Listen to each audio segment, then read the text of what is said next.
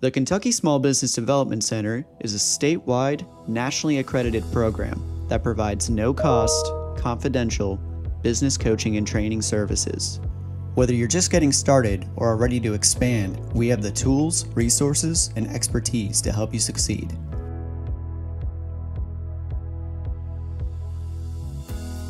We're part of a national network, America's SBDC, with over 1,000 centers across the nation. To learn more about how the Kentucky SBDC can serve you, please visit KentuckySBDC.com or email us at info@KentuckySBDC.com. You can also reach us by calling 888-414-7232. Thank you for joining today's webinar. The chat feature is available for you to ask questions and interact with today's speaker. Please take a moment to introduce yourself and where you are watching from today.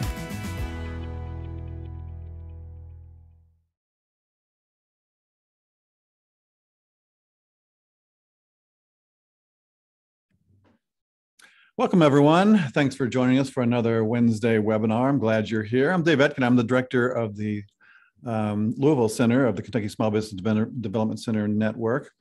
As you just heard, if you wouldn't mind, just look at the bottom there where you see your toolbar and find that chat feature. Click on that. And then if you wouldn't mind, just to make sure that everything's working well, that you can see us and hear us, just put your name in there and say hello.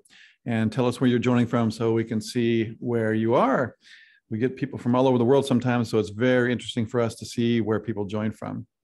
Also, as we go through the presentation today, if you have any comments or questions for our presenter, put those in the chat and we'll get to them in the end. But if it's a really good question, I'll just break in on our presenter and we'll throw it out there at them too. So again, I'm Dave Eckham, the director of the Louisville Center of the Kentucky SBDC Network. We're one of 17 centers throughout the Commonwealth. And just so you know, later on today, I'll email you a recording of today's webinar, and I hope you enjoy it.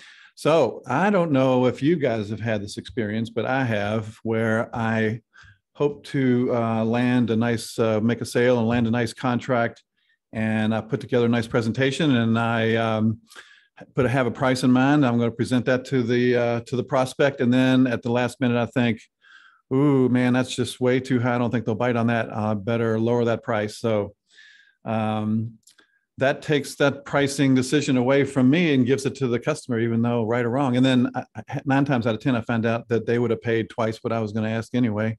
So that's a big strategy. So in thinking about that, my great friend, Amy Rudy, who is a sales expert, Amy has come and joined us several times, and she's been a great resource for me and people I know. So I thought maybe Amy should come back and talk to us a little bit about this subject, especially these days when prices are going up. People are really competitive. So Amy, how are you today? Doing great. Thanks for inviting me in. It's good to see you as always. Thanks. So Amy, let's just get going. Why don't you share your screen and let's get started on this. All right, you got it. Again, thanks, Dave, for inviting me in.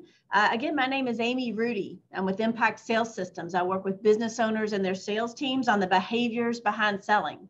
So today, what we're going to focus on are the behaviors behind our sales process that might put us in a situation where suddenly we're selling on price. We all know not to sell on price, but sometimes we find ourselves battling. And you can see on the screen there in front of you, some of those things we might hear or even say to ourselves. On things that would indicate that we are getting stuck in the trap of selling on price. So, commodities are the only good or service that really should compete on price. So unless I can go anywhere and get anything, something from someone, I shouldn't be trapped into selling on price. If there's any level of value, if there's expertise, if there's timing that goes into it, if there's strategy, your all's expertise, the things that are between our ears is what people should be able to pay for. So we're going to look for where that value is and talk today about the struggles of selling or winning on price. There we go. So a quick agenda. First of all, this might be a spoiler alert. Stop it. Stop selling on price. That's the takeaway from today. But I want to make sure that we understand, why do we find ourselves competing on price? We know it's not about price, right? but we find ourselves in that position way too often. But let's talk about what's missing in the conversation that pushes us into that state. I'd rather you all learn how to circumvent it and get in front of the conversation instead of teaching you how to react to being bullied into competing on price. When you get this figured out, you get to sell on higher margins. All right, so again, don't forget to put those questions in the chat, and we'll get to as many of them as we possibly can. Most people would say, I'm not the lowest, but I'm not the highest price either. You know, that doesn't mean they're not competing on price. So what do the traps sound like? And I would love for you, I'm hoping you've got a pencil or a pen and some paper with you, some place to take your notes, but know what the trap sounds like for you. The trap might sound like, just send it over, meaning there's not going to be discussion around what you're recommending, or we just need a price right now. And so that is forcing us into providing a level of expertise, but a price point that they have no ability to compare to the rate or issue cost of their problem. Email, for all intensive purposes, is the sandbox of the devil, if you ask me. And what I mean by that is that it doesn't allow for that direct communication and asking tough questions, questions that your prospect may not even realize about the magnitude of their issue or the deeper impact of it. The name of my company is Impact Sales Systems for a very important reason. I believe people don't change because of their problem. They change because of the impact of their problem. And when we're stuck in email, it's so one-sided. We're just missing that entire revelation or discovery by our prospect. The fourth thing that might be an indication of a trap is if we are blindly responding to RFPs or RFQs. Very often we'll find that with the right conversation, we can get in front of an RFP, in front of an RFQ conversation, and have that important discovery conversation. Now, once the window has closed for that communication, ethically, there isn't conversation during the RFP process, but often we can get in front of it. Blindly responding, definitely a trap into selling on price. Here's a couple more examples. One is worrying about a price quote before presenting it. And if I asked for a show of hands, if this was live, I bet you half the room would come up. They do get worried about the price they're about ready to present because they don't know if the prospect has a budget for it or is prepared for it. There's a couple more, maybe feeling like we have to lower the price or really being forced to lower the price in order to keep a piece of business or to win new business. And every once in a while, I hear this last thing put in quotes that says, hopefully we'll get it. Hopefully they'll like it. I don't mean to sound like a downer on this, but if you could just keep in mind, there is no hope. There is no hope when it comes to selling. There's only facts and a plan. So I'd like you to have a strategy. I'd like you to have a process. I want to share with you some of what I know about the sales process. As there's three sales processes that exist. Okay, there's sales 101. That's your basic sales process. It's the salesperson's approach, typical approach. Then there's the customer's sales process, and then there's the way my folks do it, my Impact Sales Systems clients. But most people will recognize that in Sales 101, we start with rapport and bonding. We know that rapport and bonding is important. People work with people they trust, they like people that are like them, and they buy from people they like and trust. So it's that triangulation. But without a real reason to be in the room, sometimes the prospect might see that as the old Bachelor of Science coming at them, right? I love my kids. I don't expect you to love my kids. The weather is what the weather is. And gosh, where I live, if you pick red or blue between politics and sports teams, you've alienated half the room. But from there, in this awkward start, we're just trying to find that common footing. My Sales 101 person will go into a fact-finding conversation where they're starting to ask questions and do that drill down. And what you'll see there is in the customer's mind, sometimes they feel like all we're doing is sniffing around for money. You know what we're doing? we're sniffing around for money. We're trying to see whether they have a budget for the work we would do. I would love to say I can be philanthropic 100% of the time. I cannot. And so understanding that, but if we've already looked like and smelled like every other salesperson they've ever encountered, good or bad, we're already carrying that person's baggage into the conversation. So that fact-finding piece can get us in trouble. So what will happen then is that the prospect will begin to share with us about 80% of what's going on.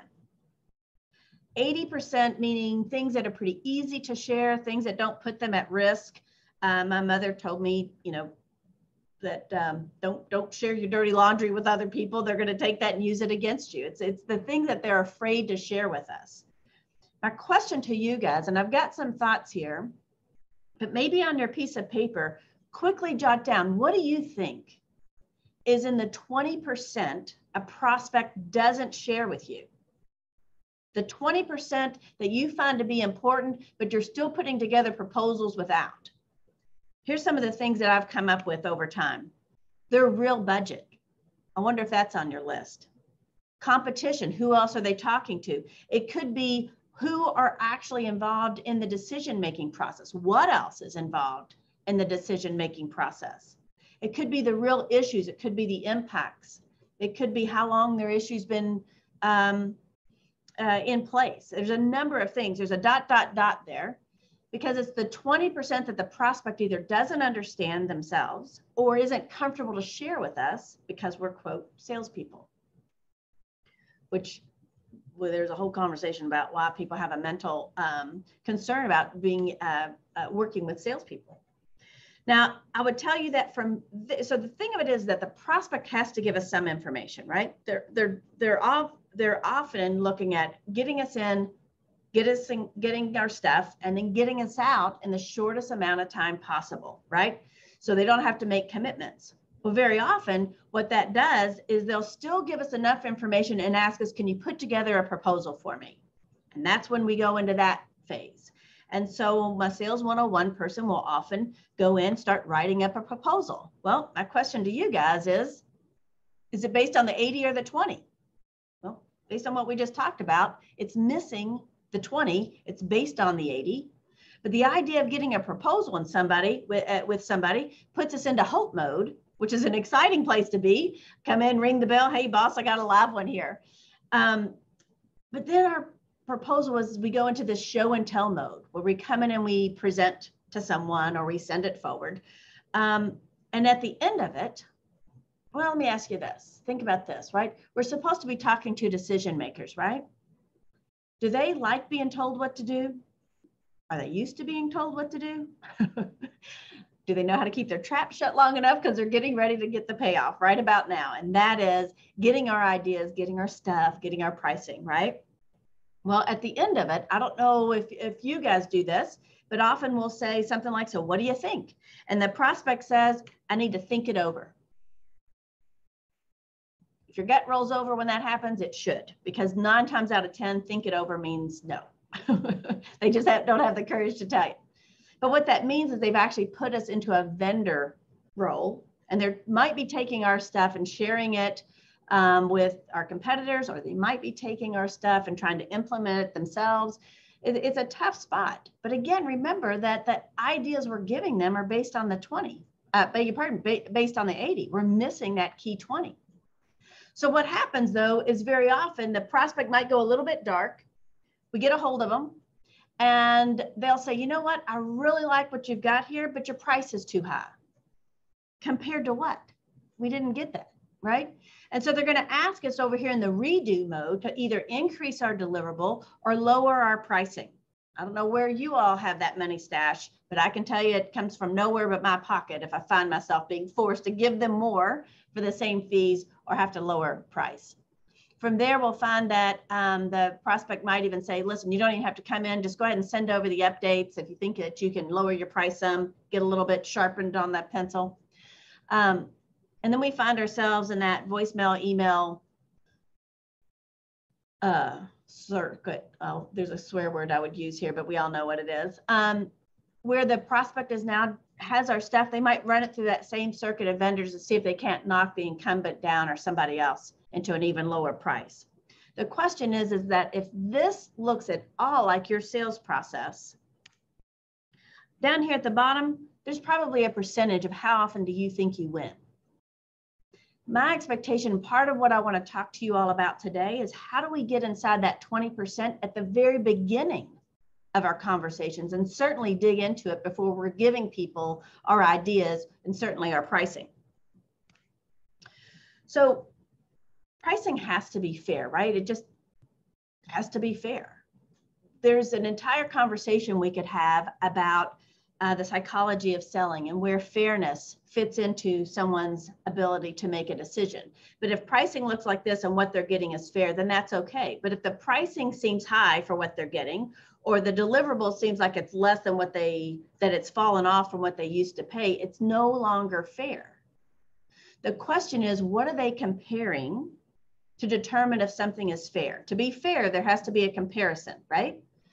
So compared to what? Is it what they're paying the incumbent? Is it versus other quotes? Is it what they're getting or the work that we will actually do? What is fairness being compared to? And if we aren't looking at it as a result of solving a problem, particularly the cost of a current problem, our fairness might be just what they're used to paying, what's on someone else's invoice, or what they think they have available in their budget. So consider this. How do you set pricing? Is it what you think their tolerance is going to be? Or do you look at it not only based on your deliverable costs, but on what you're actually fixing for your customer? How do you decide what the right deliverable is? If those things are coming out, I won't say cookie cutter. Most of us wouldn't agree that we're cookie cutter in our solutions, but sometimes the deliverable could be more robust if we just had more fee structure to be able to support that. So we're going to dig into this. My question to you is, have you ever oversized or undersized a deal? Oversized it and lost it, or undersized it and kind of wished you had? All right, at the end of the day, we all only, particularly if we're in business, selling business to business, we only sell two things. I'm either helping you generate more revenue or I'm helping you lower your cost to run your business, one or the other. If I can't do those things, should you buy from me? I can't imagine why. And so if it's for consumer, it's probably a quality of life would be the revenue or the asset side of that conversation, or the cost of running their household. But the idea of a revenue or an expense, if I'm going to help you generate more revenue or lower your cost to operate the place, is that what we're truly talking about?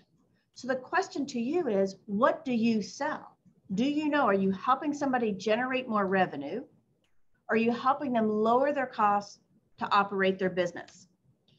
So the most of the time, the conversation would be, what do you sell? No, what do you think your customer is actually buying? If they're looking at revenue, are they buying more clients? Are they buying more qualified leads? Are they looking at more capacity to be able to produce revenue, right?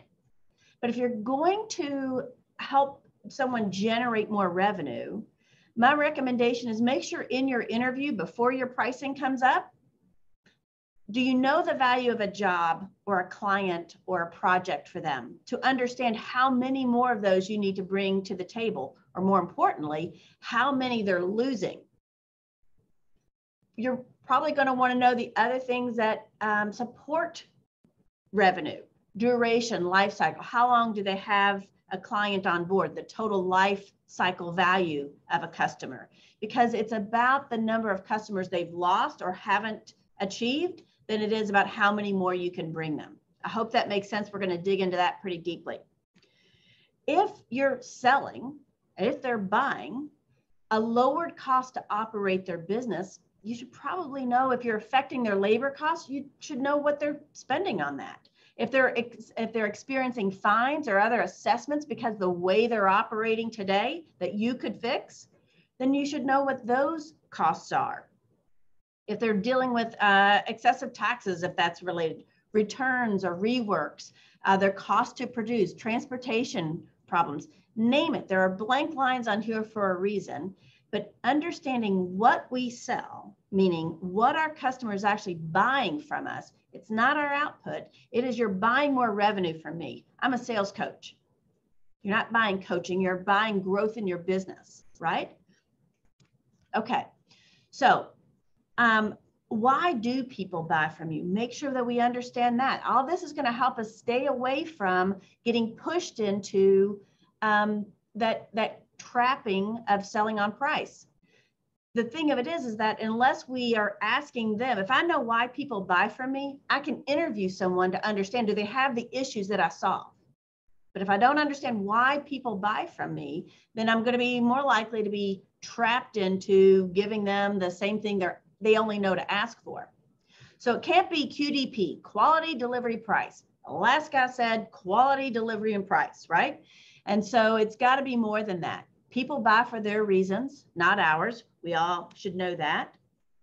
But I want you to consider that there has never been a feature or a benefit that was created that couldn't fix a problem. It couldn't be considered a feature or a benefit unless it fixes something, right? If I can give you 2-day turnaround on your inventory, right? Or 2-day turnaround on an order, that's only going to be important to someone that's experiencing 3, 4, or 5 days. If you're already getting it in 1 day, my feature or benefit doesn't really matter, right? If you can do something faster or better, it's a feature or benefit to someone who today it's slower or worse. I'm hoping this makes sense because it's key. Often as salespeople, we lead with features and benefits. We don't flip those over to understand the problems those features or benefits are fixing for that business. If they need the feature or benefit, that means they don't have it today, and it's probably showing up somewhere in their P&L, the profit and loss statement. All right. Those things are certainly not on the invoice. Okay. Also understanding where those problems, right? What are the problems and where are they showing up in the business? Are they showing up on the production line? Are they showing up in the customer's experience? Are they showing up on how much product they have to fulfill an order? Are they showing up in their ability to attract new customers? Where is the problem showing up in the business? I hope you hear that so far, I'm still not talking about the deliverable. We're talking about the customer's business and understanding how it operates, and more importantly, how the problem they came to you with is actually affecting their business. So here's a math equation. Take a look at this. If we, ideally as salespeople, we are lowering the total cost of ... Total cost of production, total cost of acquisition of a new customer, total cost of their employee benefits support, okay? If we look at the math equation, that during a sales interview, we should understand the annual cost of their problem. Have a sense as to the duration, how long has that been going on? Basic math there is going to give me the historic cost, the cost of the problem over that duration. What's the total cost been so far? What happens next year if things don't change? It's all a fair and appropriate question during the sales interview. So the total cost of an issue. I hope we also understand that all losses are net losses, meaning if they are overspending in their business for a problem that you could root out and get rid of those costs, all of those dollars would otherwise be on the bottom line of that P&L. Okay? Here's an example. Let's suppose that in looking at the cost of labor or how much inventory someone's carrying, or their cost of acquiring, their cost of marketing that isn't producing, the number of leads they actually need versus the leads they're getting that don't produce. If mathematically you discover that there's a $100,000 problem for your prospect, and it's been going on for the last 3 years, I'd ask Miss Prospect, do we have a $100,000 problem or do we have a $300,000 problem? And what happens next year? It's unlikely that it's going to go down on its own. They're going to know that. It might even be escalating. If the problem is going to self-resolve next year, does it make sense that they probably don't need to spend money on it this year?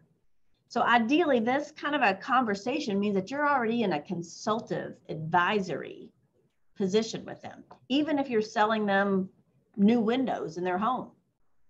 The total cost of this particular issue is $400,000. Do you know what our fees have to be? Just south of that for it to make sense. And ideally, our fee structure is probably a fraction of it, 10%, 15% of the cost of a problem. It makes it a much easier decision for a prospect when they can identify and cost justify. Now, one thing I want to talk to you about is that if they've got an issue, if your prospect has an issue that's costing them money and it's been there for more than a year, does it make sense to you that they've actually been budgeting for that as a loss? If it's been going on for 3 years, whatever that is, has been buried in their payroll, it's been buried in their tax rate or in their inventory losses or shrinkage or whatever they might be having, right? If the problem has existed for more than a year, it's been in their budget. So no longer, if I know this information, the prospect can't say, I don't have a budget for this. I mean, there's a respectful way to get to that part of the conversation, but at the end of the day, they've been budgeting for it. In fact, you can actually even ask them, so my goodness, how long do you think you've been budgeting for that? We haven't been budgeting for that. Well, it's been there for more than a year. Okay. And so in this case, how fair do my fees need to be? Go back to that fairness conversation. They've got a $100,000 problem year over year over year. If I can solve this for $10,000 or $15,000, does it seem fair for the work we would be doing? It's unusual for them. They might still think it's a lot of money, but fairness, it'll check that box for you. All right. So let's finish that part of the conversation, finish that thought. Let's suppose they have a $100,000 annual problem for a business that's generating 10% of net margin. So if their profit ends up being 10% of their gross revenue, right? If their problem costs $100,000 and they're making 10% net margins, mathematically, how much revenue do they have to generate just to pay for that problem? They have to generate $1 million in revenue to pay for this problem, which means that for the past 3 years in this example, every year, the first $1 million they generated paid for that problem. I hope that makes sense, because understanding how your prospects make money and what it costs for them to run their business is where we fit in our solutions. Okay, but you got to do the math with them, not for them. If you do it, they don't own it. But if they do the math, I mean, you're going to have to play a little, Columbo for a second and rub your head. And at 10% margins, how much revenue do you have to generate? If they struggle with the math, you can help them out. But for the most part, they can do that kind of round numbered math. All right, good. All right, so here's some questions that I would encourage you. If you're digging into and understanding their problem, understanding how it's showing up in the business, you could ask them a few things like, where does the money come from to pay for that? But you don't have to have the dollar amount. But when you're hearing that they're redoing work or that their production schedule is getting interrupted or they're getting cancellations or they're not hitting they're having to throw a lot more money at marketing or something else to try to achieve what they're getting. Where does the money come from to pay for that? Your prospect might need to discover that for themselves. And this, again, is before we're talking about our price. I would ask them, as I mentioned earlier, how long have you been budgeting or how long have you been building that in, if you don't mind me asking? There's a little key there. If you don't mind me asking, gives me a little bit of power to be able to, if they don't mind me asking, they might say, I do mind you asking, but it's still been planted. But more times than not, they're going to say, well, I didn't really think about it like that. Or I haven't been budgeting for it. Then where is it coming from? So I want to stay in the saddle on these important conversations about understanding how to increase the value in their business or root out costs in their business. Another question, when you hear or see an issue that is affecting their customer, you can ask them, so have you been able to shield that from your customers, or how have you been able to shield that from your customer? And they might say, well, we haven't been. Or, well, we put a lot of people on it to make sure that the customer never sees it. The question on the screen says, are you able to pass that or recover that from your customer? Are you able to pass those additional costs onto your customer, or have you been able to recover those costs from your customer? 9 times out of 10, what do you think the answer is going to be? No? So then where does that money come from? All of this is part of understanding the cost and losses associated with a problem. This is the best example, best graphic I know for this. And it's something I work with heavily on my clients. If you imagine a bracket, the losses live in the gap. To have a gap, what do you got to have? 2 points, right? 2 points. And so if we use an L bracket or a graph line here, and we suggest that there's a data point for now, what's it look like right now? For me to have a gap, I have to have a second data point, right? So tell me, what did it used to be? If you don't mind me asking, what was it last year? What was it 3 years ago? Whatever, some previous data point. Now do you see that we actually have a gap? Something that can be measured as a cost or a loss. There's another point, and that is, where are you supposed to be at this point? And if you look at the supposed to be in the now, that is actually a point in time. Where are you supposed to be right now? What did your forecast suggest? What did your budget suggest? What did you expect as of today? That again is another gap. So any 2 of these would allow me to measure a cost or a loss in that business.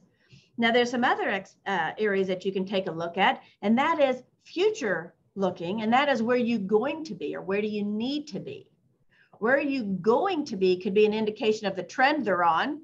Where do you need to be is probably a correction. And so picking out any 2 of these points, using ideally the fulcrum is right now. That's why they're coming to you right now. But better understanding what that might look like. These are key. It also means you have to understand your prospect's business. If you've got salespeople that work in your organization, if they don't understand the costs associated with how your customers run their business, they might be missing a tremendous amount of their conversation. If you're the salesperson in your organization, please take the time to understand these things. If you don't understand how P&L works, ask your boss, ask your financial advisor. How do I read a P&L? All right, now, here's what's interesting. The y-axis, okay? So on this chart, if this isn't sailing anybody back into math class, I'm sorry if it does, but what's in that y-axis? What are we actually measuring? It could be revenue. What's the revenue look like now? What did it used to be? What's it supposed to be? How many customers? It could be a number. It could be a dollar. It could be an amount of time. But the number of customers, how many customers do they have now? How many are they supposed to have? Orders, inventory, the number of errors, could be profit, dollars or percentages. It could be the number of leads they have. It could be what competition looks like, number of competitors or the caliber of those competitors. It could be the number of employees they have. Whatever you're solving, that problem is somewhere in the business, and it's on this y-axis, okay? The value of their, in this case, it could be inventory, the value of their business, the value of their time. That ... that ellipse at the bottom is always an indication that you and your prospect will be able to dig into these things together. Got to have more than 1 point though, and not just, this is what I need for you to bring me. Okay, so here's the example, right? If it was revenue, what it used to be versus what it is now, or what it's supposed to be versus what it is now. And so in doing those things, get into that gap. Hopefully this makes sense to you guys. Imagine if you are having this level of a conversation with your prospect, understanding their business. Why do you want to talk with me? And more importantly, why is now such a good time to take a look at solving X? And they're going to start to dig into some of their issues. Stay in that part of the conversation until you can visually draw out some kind of a graph with them. But imagine if the conversation is indicating that revenue is going down and some level of mistakes in their organization, the things you fix, is going up. Fix that. And I no longer have to compete on price because I'm putting those dollars back into their business. Again, if I can't help them generate more revenue or lower their cost to operate, I don't know why they should buy from me. I'm hoping you all can get into that level of conversation. So here's the question. So what if there are no losses? In this conversation, there's no definable loss, nothing they can identify, even if it's brand reputation, no losses. Then there's no compelling reason to change. You've successfully just disqualified this prospect from using up any more of your time and money. It could be that if there are no losses, they've only got you in the mix to keep their current supplier honest, which is a ridiculously expensive thing for me to have to keep their supplier honest. Or if you do win, your customer may not even know why they selected you, which means the next time that somebody throws a nickel at them, they're going to be distracted by it. So I'm encouraging you to find those data points, understand the costs and losses of the problems you fix, where they show up in the business, and start asking questions about that during your sales interviews. So now let's suppose if I know that I'm solving a problem for probably maybe 10, 15% of the cost of their problem, then it gives me a little more room for higher margins. I don't have to cut my price. I can actually sell at the numbers I've budgeted for the money, for the company to make money. I can actually protect that level of margin. I might even be able to go up a few percentage points, decide what you want to do with it. You could put it in your pocket, but more likely you're going to invest it in your people, be able to pay them better, perhaps. You might be able to improve the deliverable. You might be able to increase your own capacity. That's where the money is going to come from. Okay, so the question I have for you is what could or how could or would you change your deliverable if you had more elbow room in your margins? Meaning if you were making more money, what would you do differently? Because if we're fighting on price, I don't know where the money comes from, but our margins, which is our pocket. And if that's getting compressed, I have to believe the investments you would make into your business, into your people, into your marketplace could be getting affected as well. Meaning, again, it could be compressing our deliverable. If we want to be best in class, we're going to have to buy best in class talent. We're going to have to buy best in class talent development and function. So consider being an advisor or getting into planning meetings, training, reporting. Those are the things that you would spend money on, right?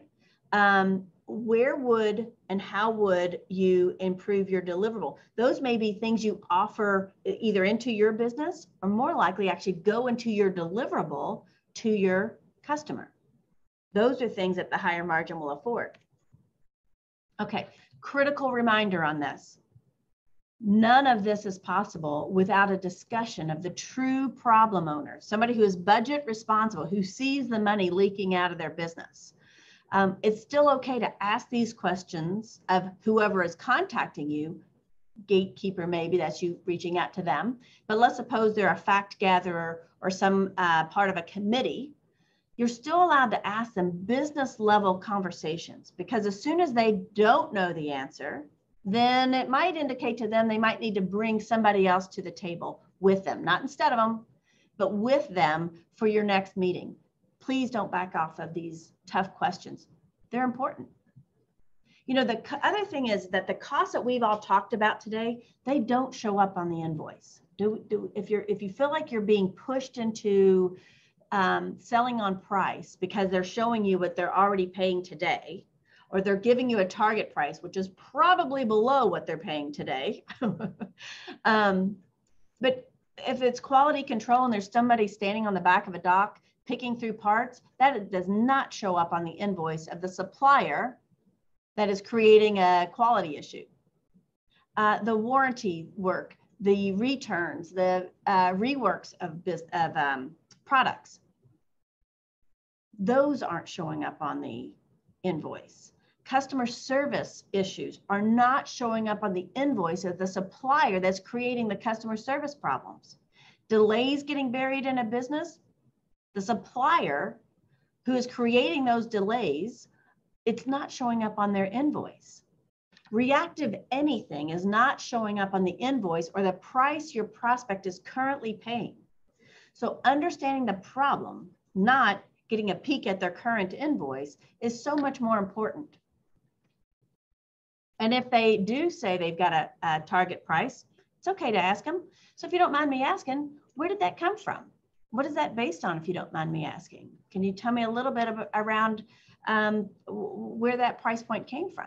It doesn't mean I can't meet it or that I can meet it, but it does allow me to better understand where their head is and what all they're considering. Because if they're not counting the salary of the person standing on the end of the dock counting parts, well, I do count that because I got to get that guy off their dock. I hope that makes sense. So here would be a takeaway for you. Okay, and if you want to, I'll go a little bit slower so we can write this down. I think, well, there'll be a link to this. But inspect a recent case or a recent deal that you sold. What was their compelling reason to change?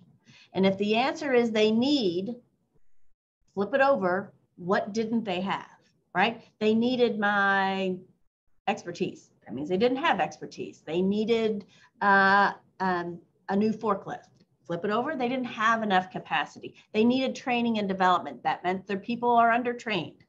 They needed more staff. That means today they're working shorthandedly. Guess which side of that equation I want you working on? Okay, where did that issue, their compelling reason to change, where was it showing up in their business functionally? Was it showing up in production? Was it showing up in employee turnover? Was it showing up in customer flight? Where is the issue that compelled them to buy from you showing up in their business? And if you can figure that out, you're going to figure out where on the P&L, just looking at your own, what's the category those costs probably came from. So what was the cost of their problem annualized? Now, if you didn't have this type of a conversation, you might have to be able to kind of figure it out on your own. You might be able to go back to your brand new customer and figure it out on the backside. But what were the fees or the price you sold that deal at? And I want to make sure that you understand that your customers all make more money off of you than you make off of them. So the question is, how many points or dollars could you possibly have negotiated for the advice or the expertise or other things that you added other than the item that might have gone out the door to them? Okay. Now, here's your double bonus. When you are able to qualify a lead, understand, quantify the cost of their problem before you bring your pricing, right? It typically leads to a higher qualified lead. If they don't have the type of issue you solve, they get disqualified much earlier. So now I'm not spending a ton of time and money on writing up proposals for people that I really can't help.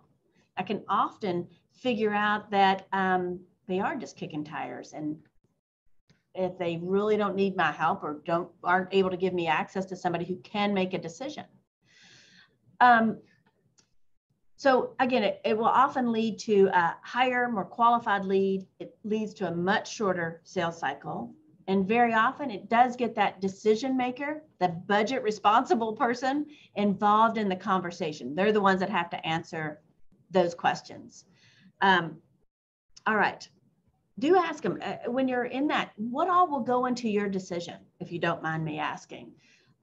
Is that a change from how you decided the last time? If they went through RFP and they're unhappy with the results, or they got a lot of change orders, so is there a reason you're going back through that process, if you don't mind me asking? I know it can feel like a policy, but can you help me understand, is there some things that we should be talking about before the window closes on your RFP?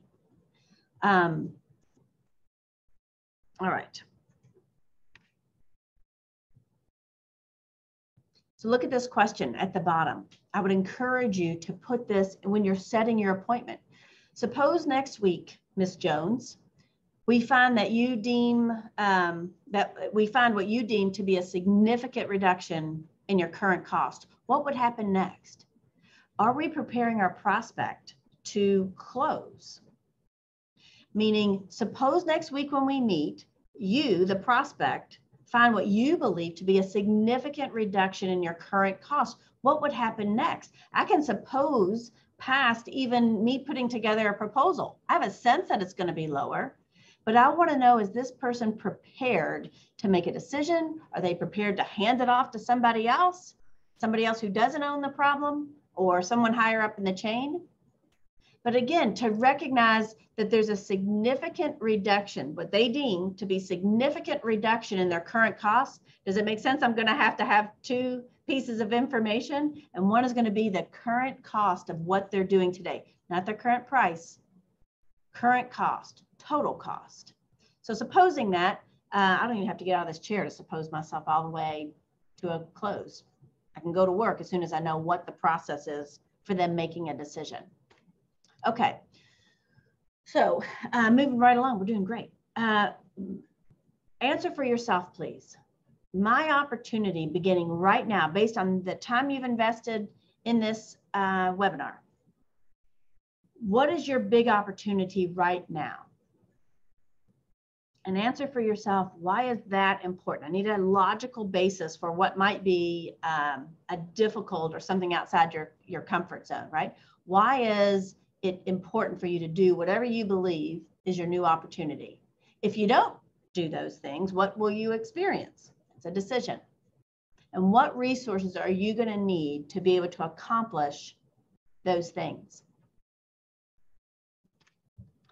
I'm open to questions, whatever you guys have. Thank you, Amy. That was a lot. That was really good. It was a lot.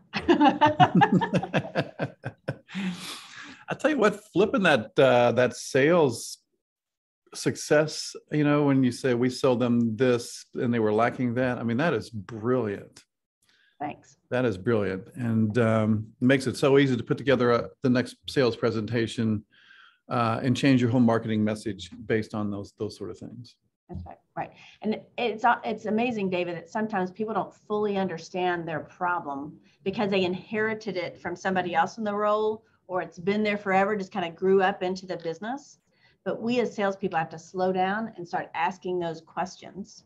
Mm-hmm. Even if it makes the prospect uncomfortable, we just have to ask permission. Can I ask you a question that might make you uncomfortable, but it's going to help me put together a better plan for you? Yeah. I know you didn't see this, but, I've been doing this for almost 3 years, every Wednesday for 3 years. Wow. And we got our first chat troll today. So I apologize to everyone. We were unprepared for this. We had just changed our webinar platform. So we have a little bit less security today, but we'll certainly be taking care of that. So my apologies to everyone on that. So thanks for bearing with us. Jacqueline says, my internal conflict on pricing is that motivation for going into business is to support low-income communities. So how do we balance our motivation to serve the community without going into nonprofit mode? All right, so I just pulled that up and I'm going to read that so I can, okay, my internal conflict. Right? Okay, so it is about value. Again, if it doesn't mean that you're gouging or that you're taking exorbitant fees, but you have to claim enough fees to cover your real costs to do this work. And if you're willing to take a haircut, that's okay too. But understand that that's why your pricing is what you're pricing, not because you have an emotional concern that whether somebody can support it. But if you're going to truly be able to help the community, particularly the underserved community around you, you have to be sustainable. You're going to have to be able to afford talent to do the work to help that, not just the people you can get and the people you can afford. Build your business plan for what it's going to cost to do the caliber and the magnitude of work you need, and then figure out how to establish what those fees might be. I'm hoping that makes sense. No, it makes sense to me too, because if you're providing those services to that community, unless you can afford to provide those services, you're not going to provide those services. So that's right. Survival is number one.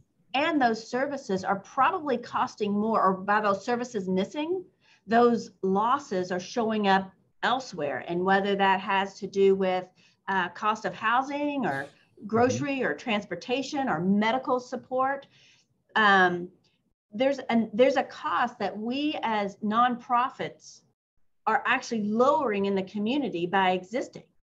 So we're really a fraction of the cost of that lack of service. I hope that makes sense. There's a business case, whether it's for profit or nonprofit. Right. When people ask me if I have any nonprofit experience, I say I've never started a nonprofit, but I've owned several. Mm-hmm. Mm-hmm. Yeah. Let's see. So,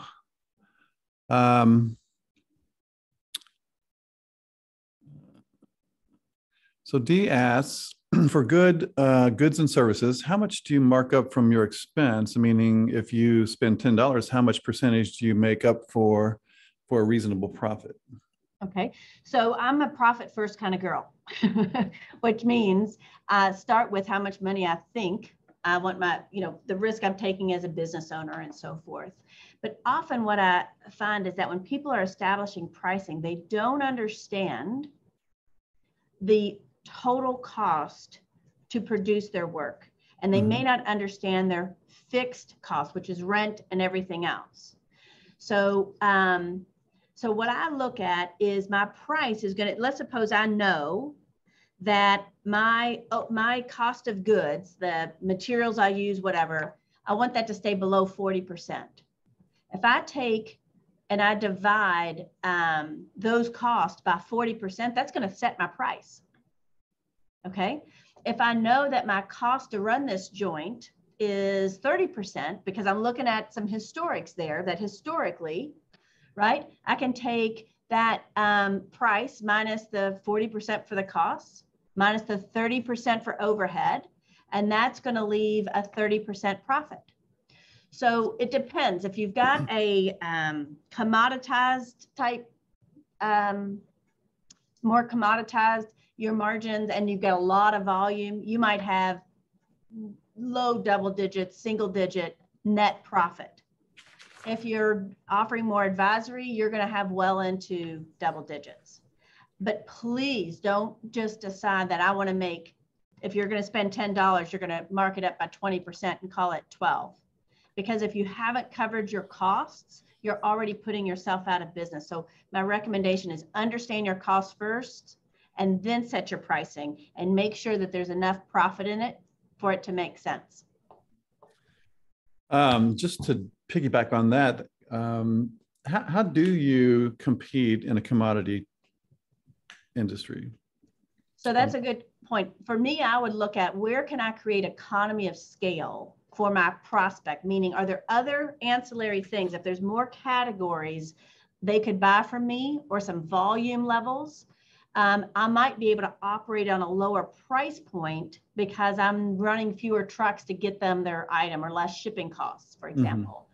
But often that commodity is supported by a service level, availability, delivery, technical expertise to know which item to help them select, make recommendations, eliminate waste or other types of things. So don't discount what's going on in between your ears when there's a lot of competitors in the marketplace.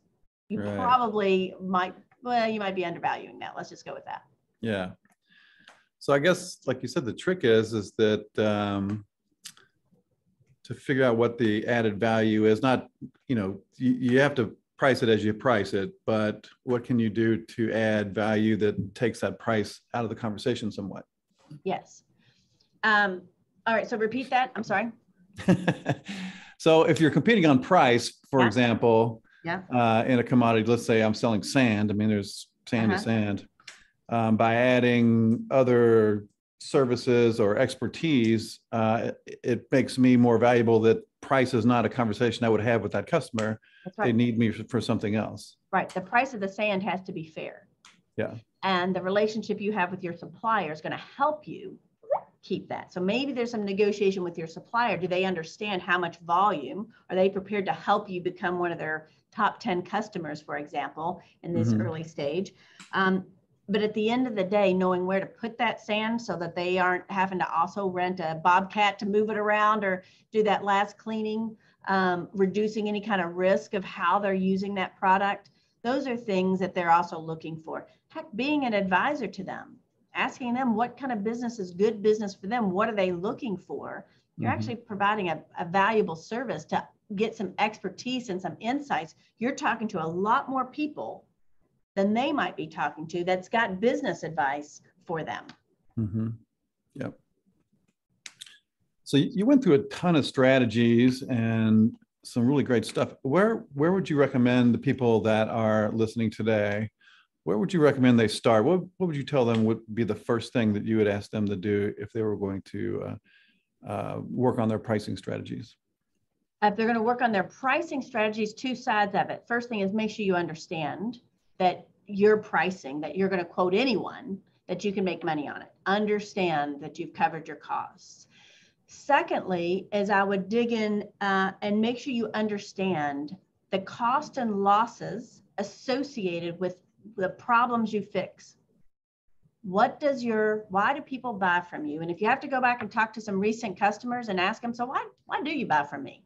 You're not going to scare them off, but ask them, what was going on before we started working together? Why was that an issue? Where was it showing up in the business? Did you feel like it was a headache type problem, or was it actually costing you money? So interview people and get that kind of knowledge, David, so you can ask questions like, I was talking to another business owner and they told me X. Is that similar for you? But you got to get those stories based on firsthand experience. So understand the costs and losses of the problems you fix. Right. Good advice. Looks like that's about all the questions. And thanks for getting my joke, Kathy. So I'll see you here in a couple of weeks, but did I miss the joke? I'm sorry. You did. You missed my joke, but Kathy got it. Kathy's a good friend of mine. She owns a really cool business and she has such a cool story. I use her story all the time. So I should have her on one of these days. So, but Amy, thank you so much. This has been great. And I'll just compliment you once again. That little flipping the script strategy was just brilliant. And I made a ton of notes on that. That's just fabulous. So good. Cool stuff. Really cool. Glad to help. And here's my contact information. I'll help anybody. Just feel free to give me a call. Yeah. Amy is probably one of the best resources I know in sales and marketing. So reach out to Amy. She's great to talk to. Lots of fun. Yeah. Glad to help you. You have to tell me the joke I missed. I feel bad. We'll have to do that later. All right. I will see you guys. And let me know if there's anything I can do to help. I think I get to do this a couple more times before a few weeks from now. Thanks again. All right. Thanks, everybody, for joining us. We'll see you next Wednesday. Have a good Wednesday. Bye-bye. Bye.